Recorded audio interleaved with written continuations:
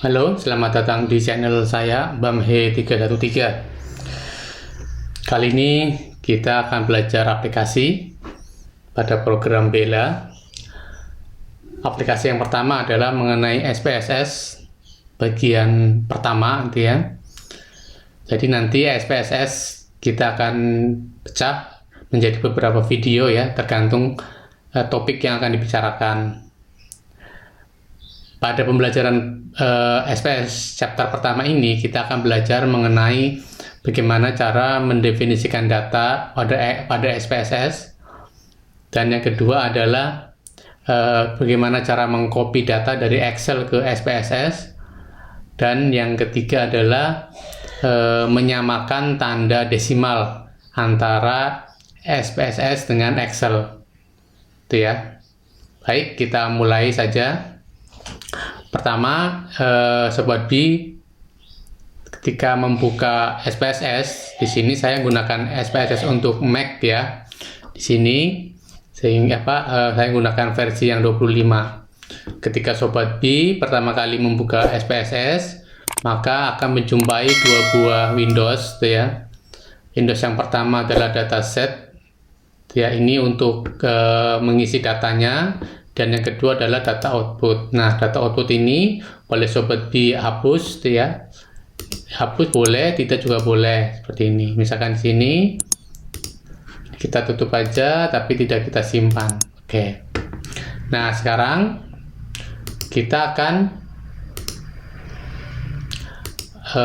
nah di sini ya. Ketika Sobat B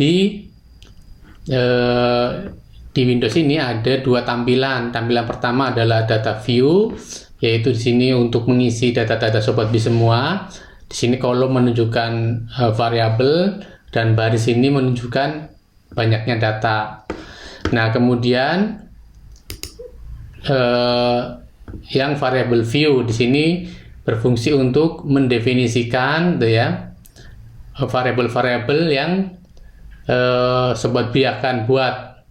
Ya, nanti di sini kita akan definisikan, di sini ada namanya, tipenya dan sebagainya ya kan, sampai pada tipe dari data itu. Nah, jadi sebelum Sobat B masuk ke data view, maka Sobat B harus mendefinisikan. Nah, contohnya di sini nih kita lihat kolomnya variabelnya masih kosong gitu ya, masih mati.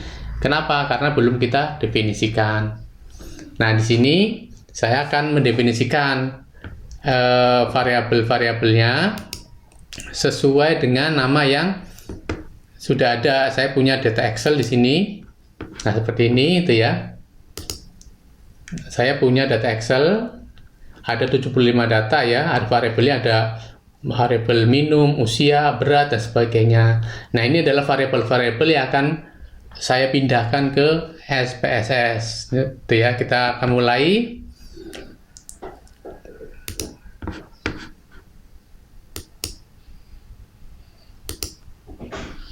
Ya, kita ambil datanya, kita akan samakan dulu. Baik, sini saya akan perbesar biar terlihat. Yang pertama adalah minum, kemudian ada usia, kemudian ada berat,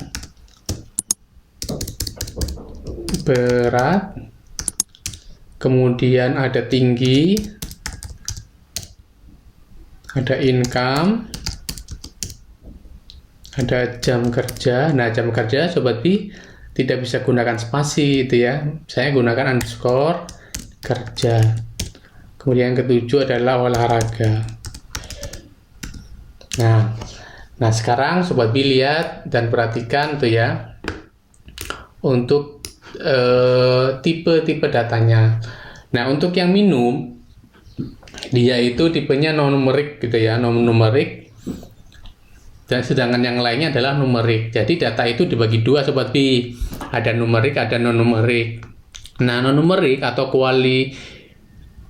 kualitatif itu dibagi menjadi dua, ada yang nominal dan ordinal. Yang nominal dia non-numerik tapi tidak punya strata, contohnya jenis kelamin, laki-laki dan perempuan, kan seperti itu. Dia nggak punya hierarki. posisinya sama laki-laki dan perempuan, dia nominal. Ada juga namanya ordinal. Ordinal itu adalah yang punya hierarki, contohnya pendidikan SD, SMP, SMA dan sebagainya, itu adalah non numerik tapi yang ordinal.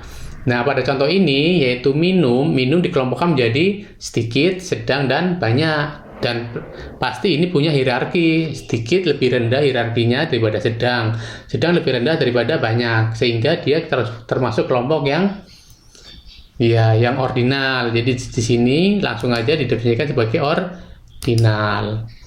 Nah, kemudian yang lainnya adalah dia numerik semua, ya kan? Karena numerik semua, ya sudah kita buat scale semua. Tuh. Kita buat scale semuanya. Nah, sudah ya kan, yang lainnya diabaikan. Nah, tapi perlu diperhatikan untuk yang non numerik, maka Sobat B harus mendefinisikan atau melakukan coding gitu ya. Di sini kan ada 3 kelompok gitu ya, untuk yang minum, sedikit, sedang dan banyak. Saya akan labelkan. Jadi 1 itu miliknya sedikit. Gitu ya. Kemudian 2 ini miliknya sedang. Kemudian yang ketiga ini miliknya banyak. Oke, jadi ada 3 kelompok saja ya untuk yang ordinal. Nah, seperti ini. Nah, jadi di sini Sobat B sudah mendefinisikan atau membuat label ya terhadap data yang minum seperti itu. Nah, kemudian kembali ke data view. Nah, sekarang sudah muncul nih di sini, ya kan, data view. Seperti ini. Nah, sekarang kalau seandainya Sobat B mau mengetik datanya, langsung saja bisa, ya kan? Tinggal diketikkan di sini, data 1 dan sebagainya. Nah, sekarang kita akan mengcopy data dari Excel. Di sini misalkan Excel saya perbesar aja ke layar. Nah, seperti ini, ya kan? Nah, biar terlihat. Nah, seperti ini. Jadi kita akan mengcopy data di sini. Cuma masalahnya biasanya ada kendala, ya. Yang pertama, ya kan, ini ada yang berupa numerik sedikit, ya kan, dan sebagainya.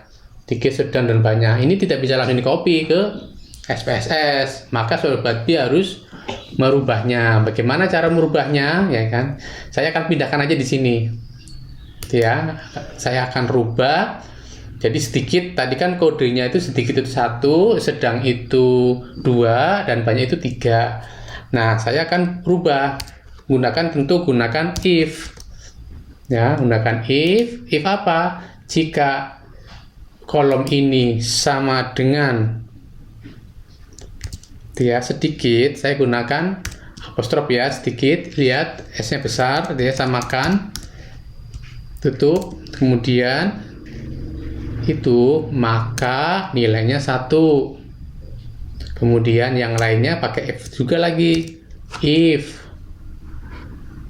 apa?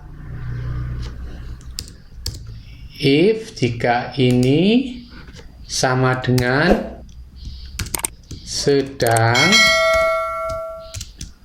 maka nilainya 2. Yang lainnya 3 ya. Jadi karena cuma ada 3 kelompok, if-nya 2 aja. Kalau ada 4 kelompok, if-nya sampai 3 kali. Seperti itu. Ini kita tutup 2 kali ya. Oke, seperti itu. Nah, sekarang sudah, jadi sedikit sudah kode 1. Kita copy ke bawah. Kita tarik aja ya. Mungkin kalau datanya banyak, mungkin cara lain. Oke, ini seperti ini. Kita copy, ada 75. Nah, sekarang kita cek, bener nggak bahwa sedikit itu kodenya 1, sedang itu kodenya 2, dan banyak itu kodenya 3. Ya, sudah. Sini sudah, sudah sama persis.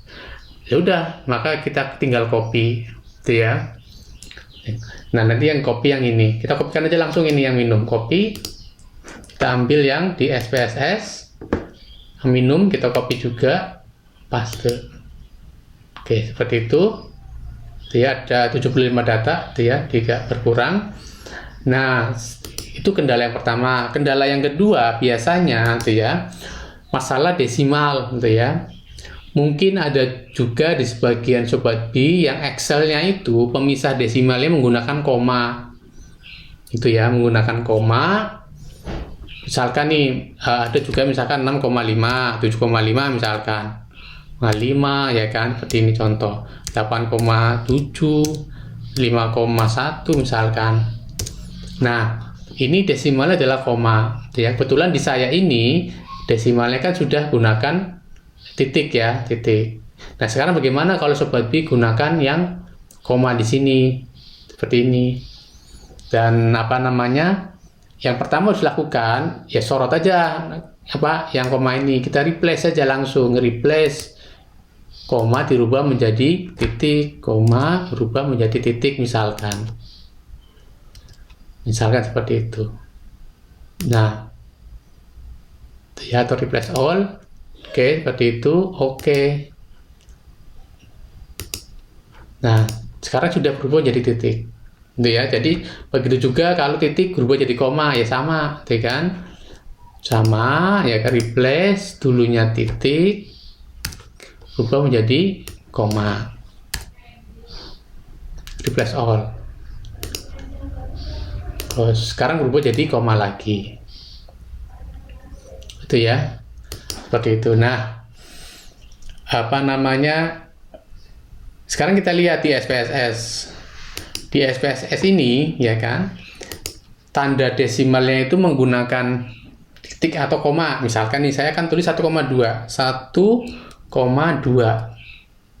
Jadi, saya menggunakan desimalnya itu pakai koma. Diterima apa enggak? Ternyata dia nggak mau terima, ya. Dia nulisnya 12. Tapi kalau 1,2, ya kan, dia mau, ya kan? Artinya, tanda desimal di SPSS ini, dia gunakan titik, gitu ya. Dan kebetulan saya sudah kan, ini titik sudah sesuai. Maka kalau sudah sesuai seperti itu, tinggal langsung di copy saja ke bawah.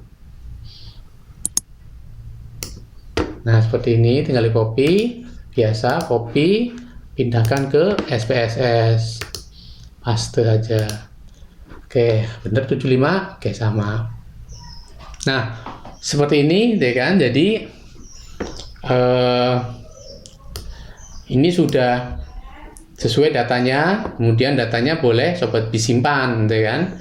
Simpan di sini. Nah, seperti itu. Misalkan saya simpan dengan nama data, misalkan.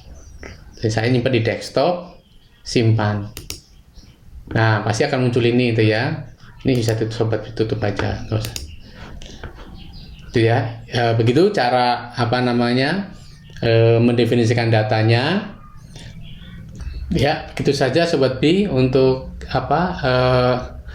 penjelasan SPSS bagian 1 ya, mengenai bagaimana cara setting mendefinisikan datanya. Kemudian kedua adalah cara mengcopy dari Excel ke SPSS.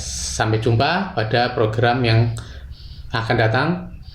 See you.